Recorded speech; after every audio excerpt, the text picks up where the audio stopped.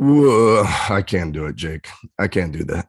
Listen, season is over and far, far too soon for anybody's liking. That's for sure. Uh, you and I were fortunate enough to go to the game last night and be there live in person. And it was anything but amazing. I can tell you that. Right from the beginning, get in there and the 2 runs happen, and then the wheels just kept falling off. But the bottom line is this: one hit, Jake, and I think I know where this is going to go. But I think you need this more than I do. Let them know what happened. It's hard for me to even yell. I'm just sitting there Sunday night in front of a crowd of not a sellout. I know ticket prices were high, but 39,241. There were 5,000 more fans for Keith Hernandez Day than a do or die playoff game, which is just pathetic. But how could you blame them?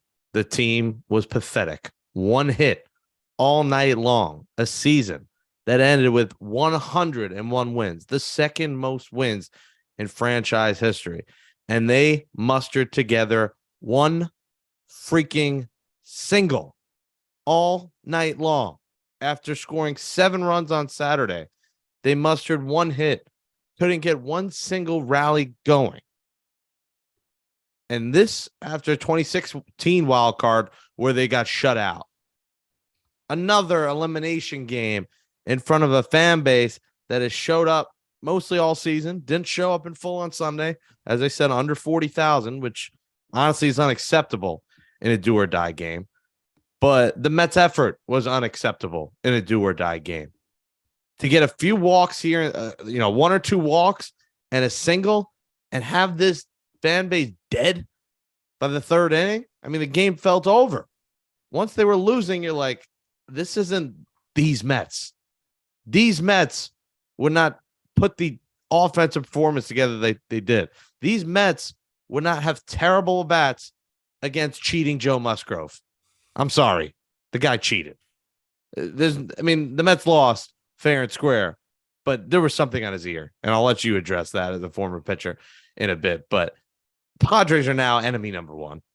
Add them to my hated list of baseball teams. You got the Braves on there. You got the Phillies on there. You basically have the Marlins and Nationals by the fact that they're in the division. You got the Cardinals on that list.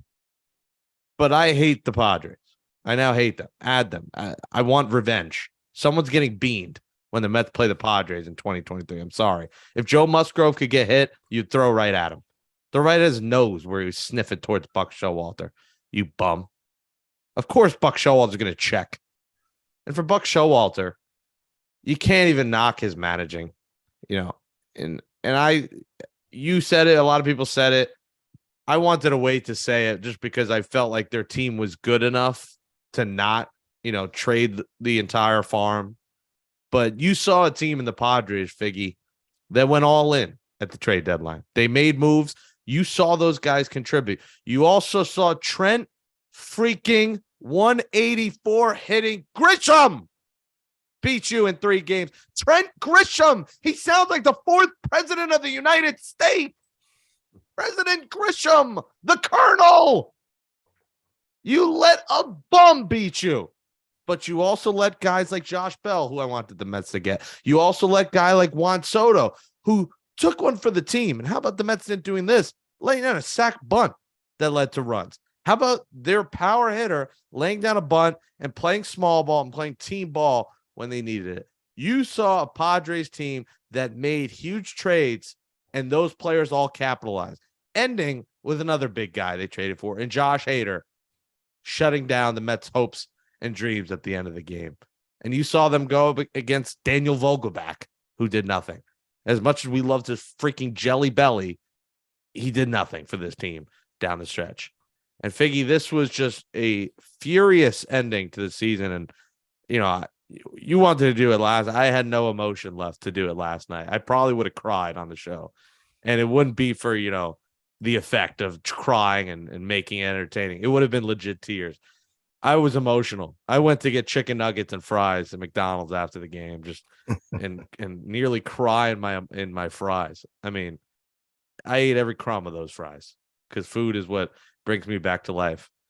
And I went to 61 games this year at home, 67 total, 37-24 at Citi Field this year. You had a good year. You had a good year. I was over 500. That's about what I could say. But I did see a lot of losses and so many memories this year. And we'll talk about it later. Met a lot of great people, but I just feel empty. I mean, I just didn't think we never thought it'd end this way, Figgy. One more win in the regular season.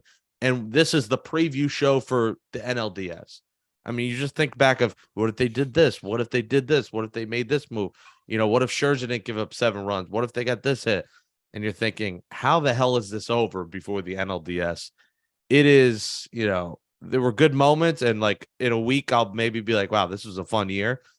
But I don't want to see a 2022 NL wildcard banner hanging up in the rafters in right field because I might go up and take it down myself on opening day next season. I'm more just disappointed than I am want to yell today, but I'm just not happy, Figgy. Yeah, no, and you and every Met fan has a right to be, and I get that. And as the players, they're sitting there waking up this morning and realizing what slipped through their fingers. They're realizing that the opportunity, every Alonso at bat is a chance to put runs on the board, and he wasn't able to do that last night. Hit a hard line drive in right field with Marte at second base. You're thinking, okay, now it starts. Nah, they're playing defense. He's right there. Soto's right there. It reminded me a lot, these Padres, especially in game 3, they reminded me of the 2015 Royals, the way that they played small ball, the way that they just put the ball in play. They did not try and go swing and miss with 2 strikes. Bassett wasn't able to put them away and get the big strikeout when he needed it. And what was it? Bases loaded, a little ground ball through the left side. The way that they play the game, the way that they just get underneath your skin just by playing the game the right way, it was annoying. And we'll get to the cheating part. I just saw a team that got the emotion level just was not there. Like they just did not stand up and fight. You want to be able to punch back at some point. And if it takes a bunt, if it takes beating the shift, if it takes something just to get the team going, then somebody has to do it. That's Soto play. It's genius because they're already up. They've got nothing to lose in that situation. Yeah, Soto could hit a 3-run home run, but you know what he's going to do? Play team baseball. Move a guy over and get an easy hit if he wanted to. You know what I mean? Where everybody's they have to make the play the right way. But it surprised everyone that he would sacrifice himself in that situation and get the job done. Musgrove and that pitching staff, first of all, Yu Darvish, you knew you're going to have a problem with Yu Darvish, and you had to match him, and Scherzer was not able to do that.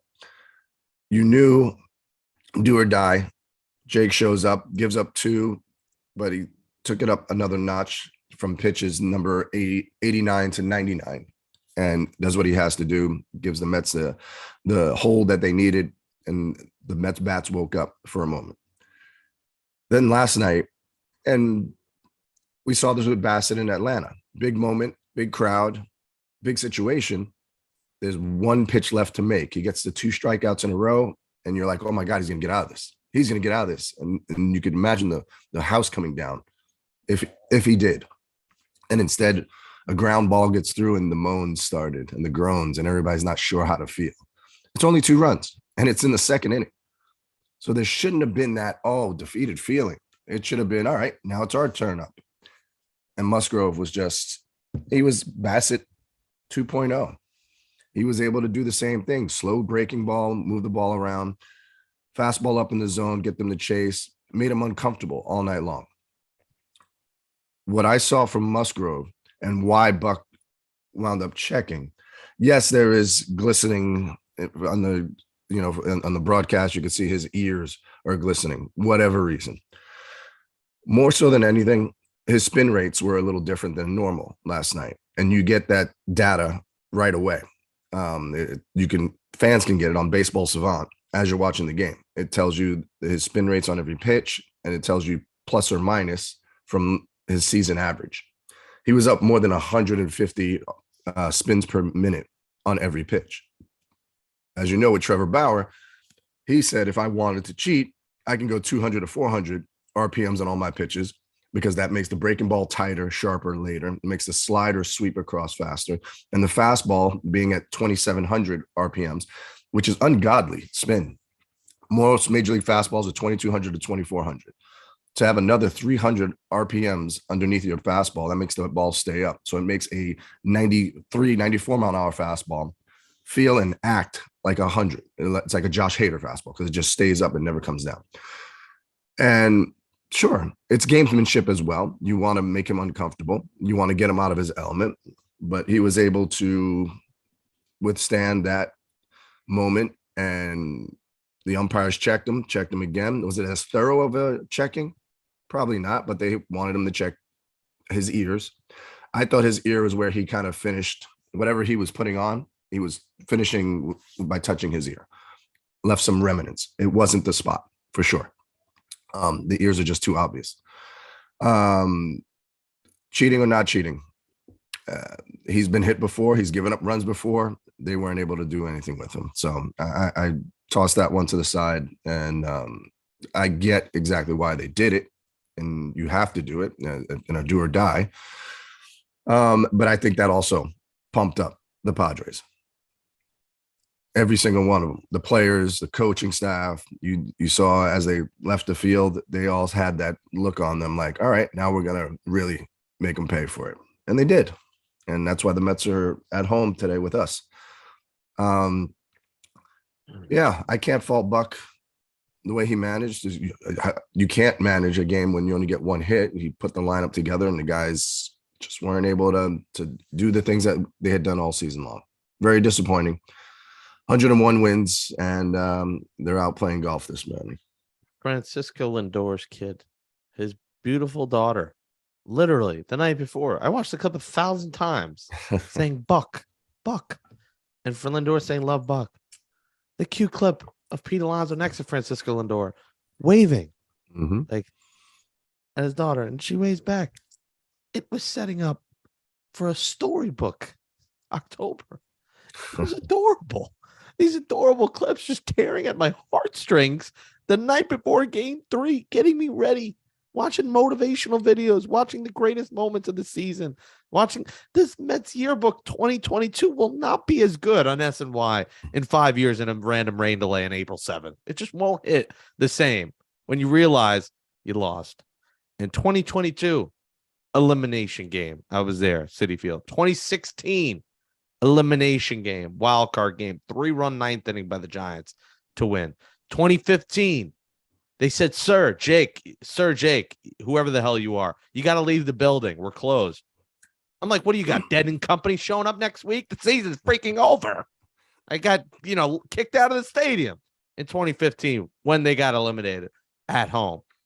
I wasn't there, but 2006 Game 7, NLCS, Yadi freaking Molina. 2000 World Series, Shea Stadium, wasn't there. Watched it on TV. 9-year-old Jake, done. Season over. Shea Stadium. I mean, so many heartbreaks in this stadium. And Figgy, we're just waiting to put a banner up, and not a wild card appearance banner. That's a participation trophy. You get those in Little League. I didn't get one hit in Little League, and I had a trophy. That's what you're giving them if you put that up next year. Listen, I go. Figgy, it's a new ownership. There's a bright future, but 101 win season just slipping away like this. It's just hard. It's just today. It's hard to process. I'll process it maybe in a day, but still waking up today, I'm feeling like I was last night, and I don't have any chicken nuggets to save me. I got freaking blueberries here. Not as fun of a feeling. Wow. Look, all around baseball, right? That's the beauty of baseball. Anyone can beat anyone else on any given night, right? You have to be that guy. You have to have that performance that is your norm, or that you're expected to do. When you try to do more than you're capable of, bad things usually happen. I just saw, this team. If you look around the playoffs already, Seattle. Exciting baseball. The way they came back down from 8, took it from Toronto in their own park. The Phillies, they were down in the 9th inning. You've got to be able to find moments like that. And the Mets weren't able to, do anything even close to that. These Mets was the motto. And these Mets had a chance to do something special. These Mets were built to go deep into the playoffs. And that's the beauty of playoff baseball. You've got to be on your best game, and there's no second chance. That's what makes it so exciting. That's what makes it so disappointing. But this team is different, right?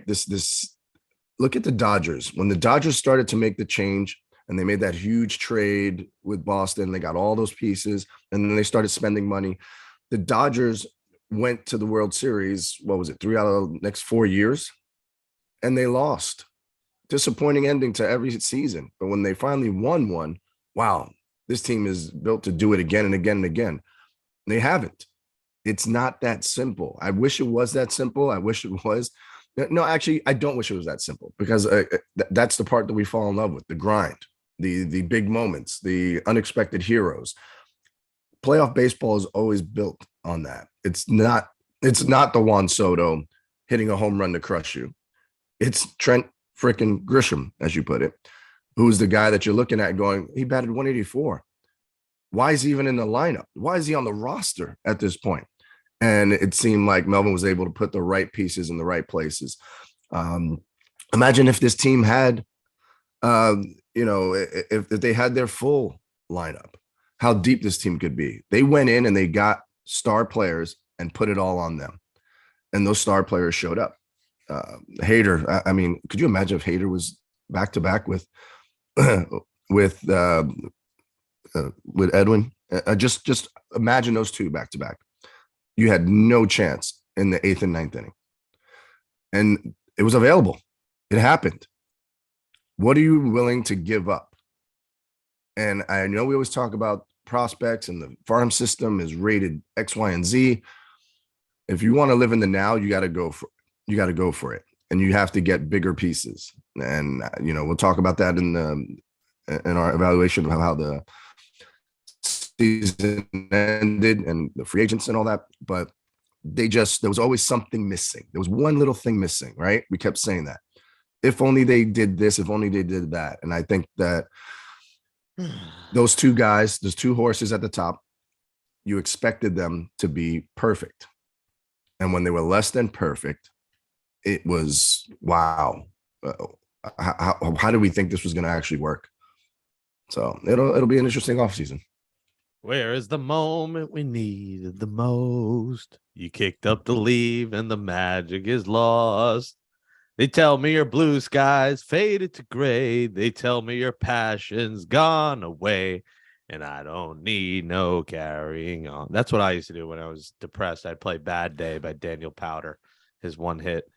You had a bad day. You couldn't get a hit. You sing a sad song, just turn around.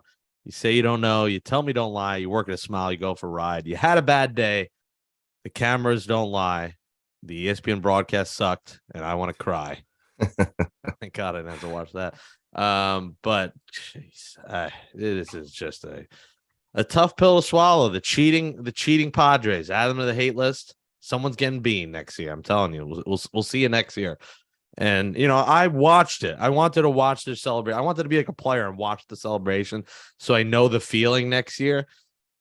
And, it sucks because I'm thinking to myself, I was talking before the game with our guy Gemini Keys Cam, with, the big homie Tara. And I was like, I do have access to go in the locker room for champagne showers after the game. And I keep thinking about it. And I was getting excited by the thought. And I think I might have jinxed it because I was feeling good. I'm like, yeah, this is going to be a celebration. This could be my only chance, at least at 31, my first chance to be part of a, locker room celebration. I didn't bring goggles, but I'll bring my $10, gas station shades and take off the NASA jacket, make sure that doesn't get ruined. I was preparing myself and then it just was over. You might be the mush. Then I'm drowning. Then I'm drowning in freaking chicken nuggets and fries at a drive-thru that took 10 minutes.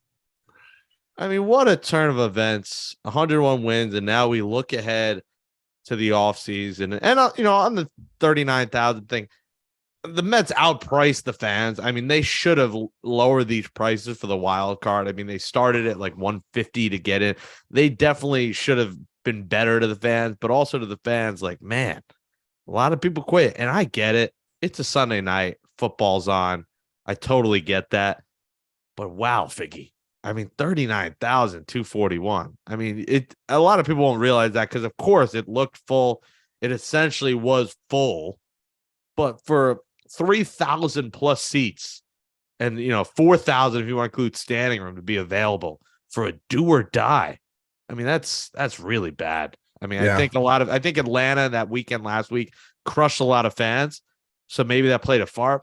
Yeah, definitely. I farted a lot after eating that McDonald's and Wagyu. But 4,000, 3,000 to 4,000 empty seats, do or die. That's insane, Figgy. Yeah, no, I don't understand it. Yes, I get prices of things and whatnot. And could Steve Cohen have, said, hey, let's just drop the prices to half price, just to have the building filled, because there is no tomorrow. You want to have the building filled. You want to have that atmosphere of, wow, look at all this support that we have. And then when you're in there and you're looking around and you're like, man, there's empty sections. There's empty seats, especially in the top. But nobody wants to pay $150 to sit up in the top. But it is a playoff game. It is a do or die moment. It is a big moment because if you do win, you could say you were there. And that's what these big moments are about. You know how many people tell Mookie Wilson that they were at that game when the ball went through Buckner's legs? He said at least 2.3 million people have told him they were at that game. And I don't remember Shea Stadium having that capacity, So I would hope, and that's why I reached out. I was like, you know what? I'm going to see if I can get in there. I want to be there. I want to be in the room when it happens. You know what I mean? So I've been there as a player and been able to have big moments and been on the field. But as a fan, you want to be there and say, man, I was there. I saw it live. I was there. And to not have a capacity crowd and overfill, you should be turning people away. There should be people just there and walking around the stadium, pissed off that they're not inside, but they're still at the event. And you didn't have that. And that's a very disappointing thing, but no means did it affect the outcome of the game or the players would have done better. No, they would have tried harder. No, but yeah, I do think in a year where you win 101 games and you can't get support for 3 games of max crowds, where it's all down to that, you get past that. And now it gets really interesting because you have the Dodgers. It's lackluster, and it's really a testament to how the season ends, right? It should have been better. There's been more heartbreak than jubilation since I've been a fan of this franchise. And the fact I'm still, so into them as I am, I mean, this is why it shows you need a Mets fan. You need to date a Mets fan. I mean, we're just loyal. I mean, every playoff appearance 2000 has ended in elimination at home.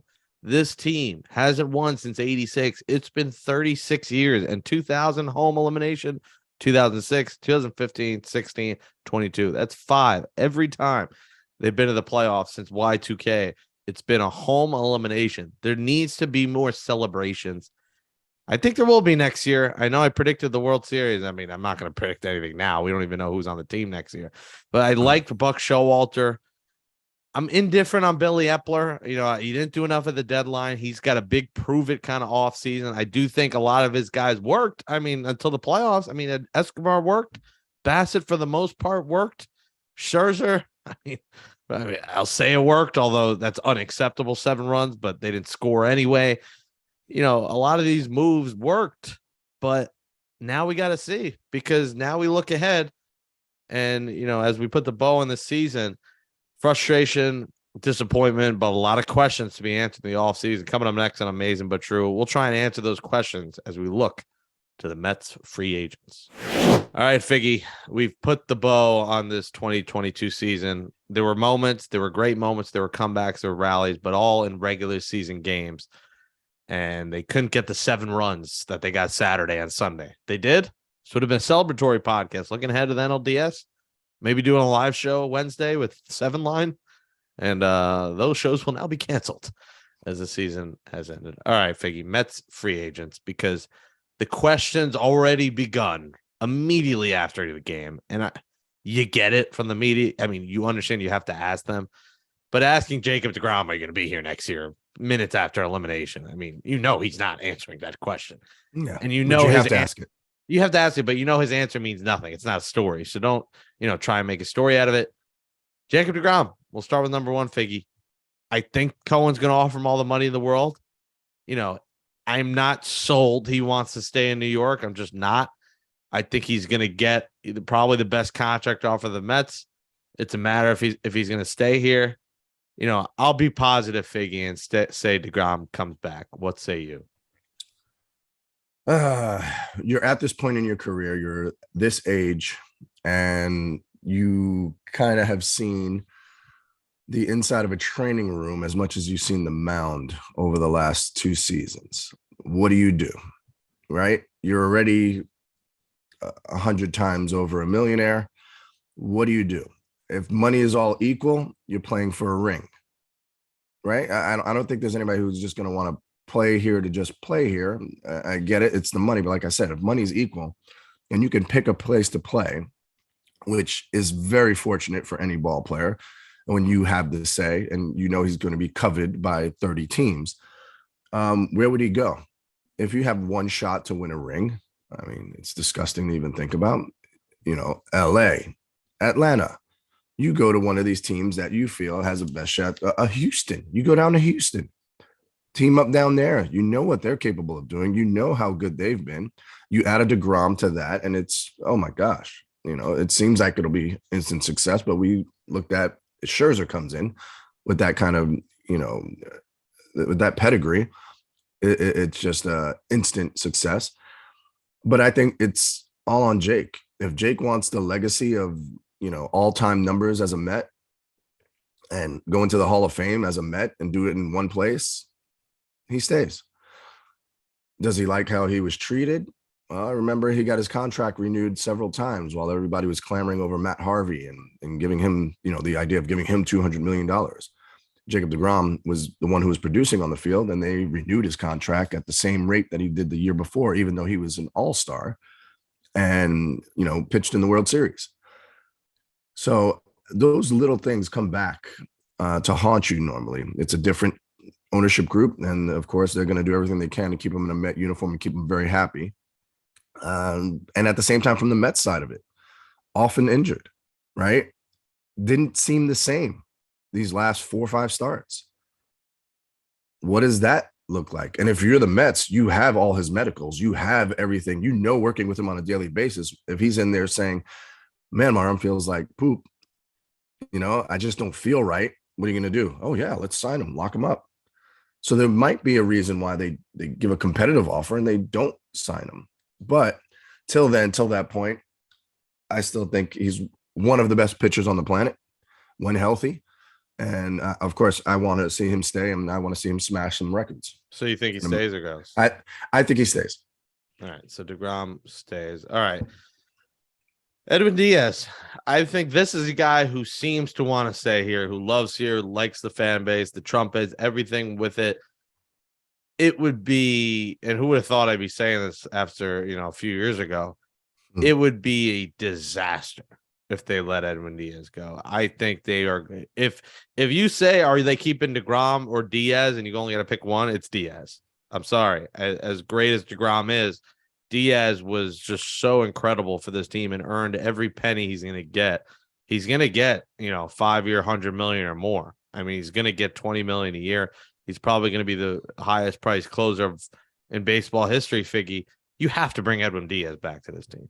Yeah, well, that was the plan from the beginning when they made that trade to get him. You got a guy who was under control, a young elite closer, struggled that first year, but since then has gotten better and better and better. And I mean, maybe this isn't the best we've seen. Maybe he can still be better. I mean, it's just amazing to think what he can do. And he's going to help you not just in, 30 starts. And I mean, I don't know, the last time Jake made 30 starts, that was 2 years ago. So he's not just going to be in 30 games. He has a chance to save, and in 60 opportunities, he can save you 55. And to have that elite closer, you need that at the back. And there are very few of those guys that you can name these days, especially, you can say just one name, Diaz, Mariano, that kind of thing. What Diaz brings to the table. So you have to lock him up. You have to give him everything that he deserves. And just he's still young. So that's the good part of it. So I think, yes, you lock up Diaz. He's comfortable here and the money's going to be astronomical. In October, we got Diaz trumpets in a 5-run game and a 4-0 deficit. We didn't even get the full playoff trumpets. Everyone wants to blame Timmy Trumpet for showing up as the season turned around then. Shut up. I mean, that's not the case. But, God, we didn't even get full, playoff trumpets weren't even in effect. We didn't get them. We got it in the 7th inning. All right. Diaz, come back. Please save us. Here's the interesting one for me on this list, Figgy, and it's Brandon Nimmo. I don't think it's the end of the world if they don't bring Brandon Nimmo back. I know a lot of Mets fans think that. I get it. He's good. I think they're going to give him a big offer. I don't think it's like a disastrous offseason if he's gone. Obviously, you need to find a replacement if that's the case. And Mr. Judge is in order. The case is definitely closed. If you can go out, Figgy, and give Aaron Judge a monster offer and get him to somehow leave the Yankees and come here, you say you walk Brandon Nimmo to whatever airport is nearby. I mean, if you get Aaron Judge, you literally get Brandon Nimmo, send him to the local church, get him the nicest Bible possible, whatever you got to do, get him a horse ranch, a farm, and you get Aaron Judge here. I'm fine with Nimmo coming back. I think he's good. I think a lot of people in some ways overrated him. Good player. Hope he comes back, but wouldn't hate if they found, an upgrade there for Brandon Nimmo.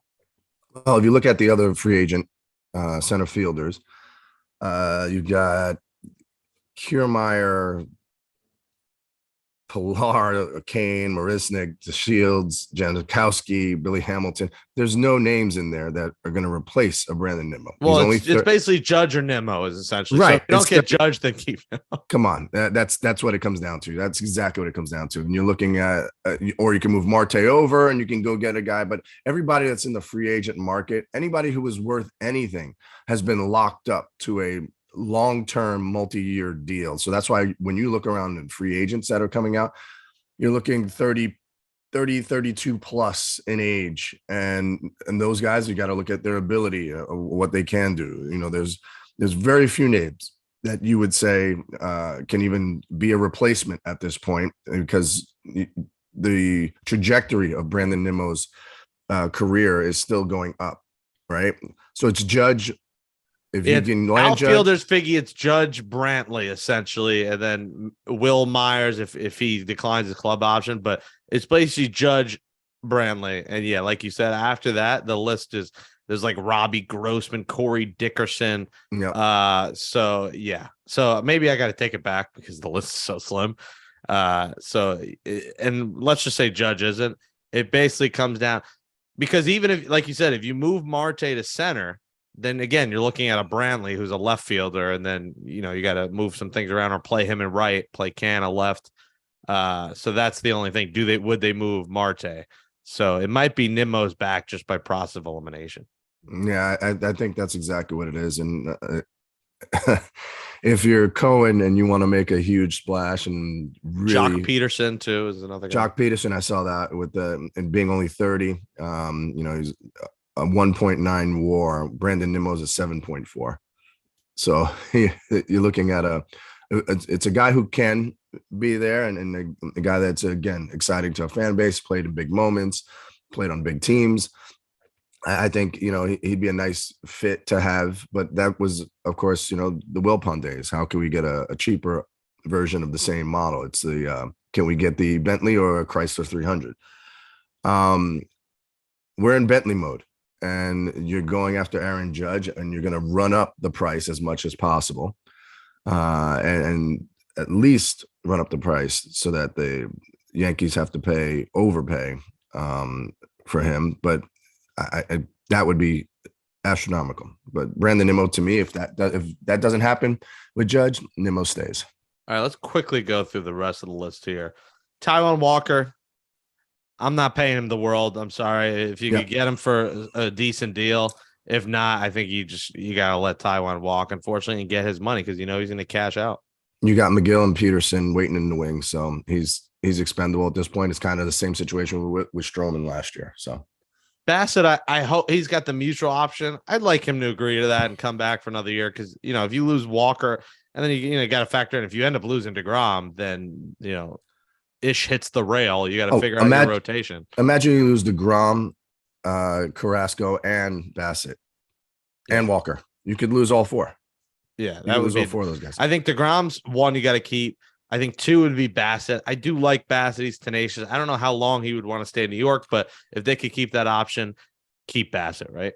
Yeah, Bassett you got to remember with Bassett, he's 34 years old. It's a mutual option for $19 million. I don't know if he's going to find 19 million anywhere else. No. So I think it's a feel good. He pitched well. It seemed like he was, a good fit here in New York. And we don't know what it was like in the clubhouse for him or, if he, hung out with guys and liked the staff or whatever. But I think Bassett, when you find success and you have your career year, you want to kind of duplicate that. And I'm sure he wants to perform better. He wants to not be the memories of Bassett be those two games, the one against the Braves and this last one. So I think Bassett will take that option, the mutual option, 19 million. Yeah. Carlos Carrasco has a vesting option, but he didn't reach the 170 innings, right? I believe, to get it. So I believe he will become a free agent. He was going to get 14 million if he hit that innings mark, Figgy. If you can get him around there, I like Cookie. I like him as a person. We obviously took it to the Cookie Spanish Academy. And I think he would be nice to have back for a year. So I'd like Cookie back. Yeah, a healthy Cookie was a very productive Cookie, right? We loved what we saw from him. He had the struggles in the first inning, give up a 2-run home run, but then it would be lights out for the next 4 or 5. Look around all over baseball at the different guys that you could have. And I mean, he fit for me. He fit well. And I think I have to get him back around that. If you can get him that same price, you bring him back. Absolutely. All right, Ottavino, got to try and bring him back. Figure you got him for 1 year, $4 million. Got to bring him back. Oh yeah, the $4 million is going to get upped. When he came on the podcast with us, he loves being a Met. It's a New York kid. He might get $10 million, I think. He's a New York kid, and why not? With the workload that he had and the success that he had, you bring him back, and maybe even you do it, a 2-year deal to give him a little more comfort on the backside. Yeah, and then the rest of the bullpen, Trevor Williams, sure, get him back for cheap if you can. Seth Lugo, Figgy, he got emotional thinking this could be the end of his Mets career. I'd bring Lugo back for another year. I think he's a good bridge guy to have. We won't even talk Michael Givens. I mean, who cares? I mean, I'm sorry. I mean, you don't need to bring back Michael Givens, but hey, he had a good year before he came to the Mets. It wasn't, recovered eventually with the Mets. I'm not going to lose sleep if he's not back, but I'd like to see Lugo and Trevor Williams back. Yeah. And Trevor May, by the way, no, sorry. Good guy. Terrible season. He's gone. Yeah. Trevor May remind me a lot of the Schwarzak. We liked it in the beginning, but it was, one trick pony, high fastball, breaking ball, swing and miss. And when guys laid off, he'd fall behind and, it would spiral very quickly for him. He is, he's expendable. I mean, you're looking at the guys that, the starting pitchers, bullpen guys, going around baseball and knowing that guys can opt out, it could be interesting for the Mets and how they reload. And if they let all these other guys go, there's a lot of options. There's a lot of guys that you could definitely see the Mets going after and that are coveted around baseball, and some familiar names. So it'll be very interesting to see exactly if the analytics side with the Naquin, Vogelback, Gore, those kind of pickups are going to be where you go again, or are you going to try and, get the stars that are somewhat in the midst of their careers and be able to replace the people that you're losing? Yeah, Vogelback and Naquin, let's just say they're gone. I mean, as much as we like Vogelback, if he comes back as a bench guy, fine, but I think the Mets realize they need a designated hitter. You can't have the DH essentially be your worst hitter besides catcher like it was. That's going to be another answer. Do you just throw out there? Because the way Nito is starting, I like Nito, but again, he's a backup. Do you start Alvarez next year at starting catcher and have Nito? And do you eat McCann's contract? Do you have McCann be a backup? That's going to be an interesting situation to watch what they do at catcher, but DH got to go get someone. You said pitchers, familiar faces. I mean, Syndergaard's not coming back. I don't want anywhere near him. Wainwright's a free agent, but he's 41. Kershaw's a free agent. We'll see where he goes. Eovaldi, Greinke. There are some, Kyle Gibson, Sean Manaea, Haney, Kluber. Wade, you got Miley. Rodon can opt out. Rodon can opt out. I would look at the guys who don't have the option because Rodon's got a $22 million option. I mean, that's a lot of money, although they're expecting him to get 30. So he is a guy that can opt out. Yeah. So maybe you do go after him. Top end left-handed starter. He didn't get the big deal that he was looking for and took that opportunity to bet on himself. He had a really good year again. You look up and down that list. There's a lot of names. I mean, you go DeGrom, Scherzer, Rodon, like Bassett and McGill or whoever. I think Mets fans could very much live with that if that's your top 3 or 4. I think next year. I mean, we're looking way too far ahead, Figgy. But that's basically the list, and those are your free agents. We'll close out this edition of Amazin But True next. All right, Figgy, that closes whatever the hell this episode is. I don't even care. Whatever. 126 of Amazin But True.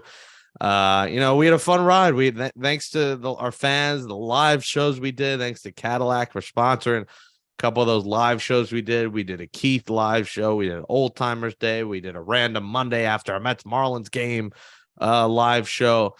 There were definitely some fun memories over there. It's wild that it's over. I mean, my silver lining is that I get some social life back. I mean, it was every night watching the Mets. I mean, even you're out with a girl, you're checking the score. They're like, can you put your phone away? I'm like, no, it's it's top of the 8th and the Mets are down 3-2. I'm not going to put it away. So maybe I'll have a social life again, Figgy, but it's been fun. 3 seasons of the show. Who knows what our future holds with this show? You never know here. We enjoyed the ride 3 years. If we're back, great. If we're not back, it's been a fun 3 seasons. Oh, without a doubt. I mean, to think how we started 1 episode and then we were in lockdown to come as far as we have with live shows and going to the ballpark and people recognizing the show and telling us how much they enjoy it. T-shirts, you see T-shirts all around, some celebrity sightings and T-shirts. It's been a whole lot of fun, Jake, and I hope we're back for another season. You never know what the future holds. I think we brought the best coverage. There's no one that can match our guest list. There's no one that can match our content. There's no one, I'm going to say, can match our laughs. I think we do a well-rounded job of bringing you, instead of crying and commiserating as a Met fan, you can listen to us. You have a few laughs. You learn something. You learn a thing or two, and feel much better about your favorite team's chances of not just competing but winning. And the Mets, this year, I know it didn't end well, but the Mets were winners. 101 games. They are changing the culture here in New York, but it's not that simple to just go overnight and go from lovable loser to bam, you're going to be an instant success. So they have things to address. I think they have the right people in place to address these things, and Buck will be back. And you're looking at a team that hopefully will be hungrier. Hopefully will realize that there are important games to win in April and May and June and July and not leave it down the stretch. And people go, they lost a 10.5 game lead. One of the world champions who are still in the playoffs, and they tied their record. They did everything they could down the stretch. Had to win those last 3. They put the pressure on the Braves. That's something that you can hang your hat on, but you're going to put on that hat and go back to work in the offseason to get better and not put yourselves in this position next year. I will not be watching any of these playoff games the rest of the way. I actually might be going to the Yankee playoff game Tuesday night. And he's converted already. I'm not converting, but if you're going to throw me in a suite and feed me, you tickle me. But I thought I'd get away from eating like an animal at stadiums, and 48 hours later, you find me back at a ballpark. I mean, it's unbelievable. Pulled you back in. Yeah, and that might be the last one. I need a break, and I don't get, beat SD, beat San Diego. I know they said beat LA. I mean, I didn't think I'd be rooting for the Dodgers to win, but Joe Musgrove, shove that Vaseline up your arse. I mean, my goodness, you freaking cheater. The damn Padres. And I loved San Diego and I want to go to the ballpark, but now they are an enemy to me. Now I'm pissed off, and we're taking names. We're keeping receipts next year. The Mets are keeping receipts. Say it like Coach Salad did. It worked for them at 3-2. You can hear about that on the Gangs All Here podcast I'll be doing. I'll shift my commiseration, that might be a made-up word, from the Mets podcast to the Jets podcast, and the Rangers up in the blue seats. Listen to that. And the Giants are 4-1. So at least there's some good mojo in New York. Yankees in the playoffs too, but no one here. We don't care about that here. It's been a fun ride. Thanks to our guests. Thanks to Andrew Hartz for helping me produce the show all season. Thanks to the intern Josh Crawford for hopping on board these last few weeks. It's been a fun season. I can't believe it's over. Stay tuned for what comes next. I'm sure if the Mets make a big moves in the offseason, we'll probably be back, but stay tuned on that. Jake Brown Radio, Figgy NY, at Amazin But True. Those are our Twitters. Give us a 5-star rating. If you're really just depressed and miss us, you can go back and catch up on all episodes on Apple Podcasts, Spotify, Stitcher, wherever you get podcasts. Check us out there. For Nelson Figueroa, I'm Jake Brown. Figgy, I don't know if we should even close with Let's Go Mets because they don't deserve it after what happened. But That's wrong. What do I say? Ta Turbo Man? I don't know. Let's just say at the end of this season, it's all over. Figgy, enjoy your off season. I'll see you on the golf course, and let's go Mets, I guess. Oh, that was heartfelt. I like that. Yeah, listen, all the phrases come back. You got to believe, and now we have a new rally cry, but it went from LFGM to LGFM. Yeah. I think everybody knows they're all today a little bit down on the team and where we're at, but you got to believe that next year could be the year. It went from LFGM to jump off my rooftop in Astoria GM. That's pain, frustration. Have a good off season, everybody. And thanks all year for listening to Amazin But True. We'll see you next time.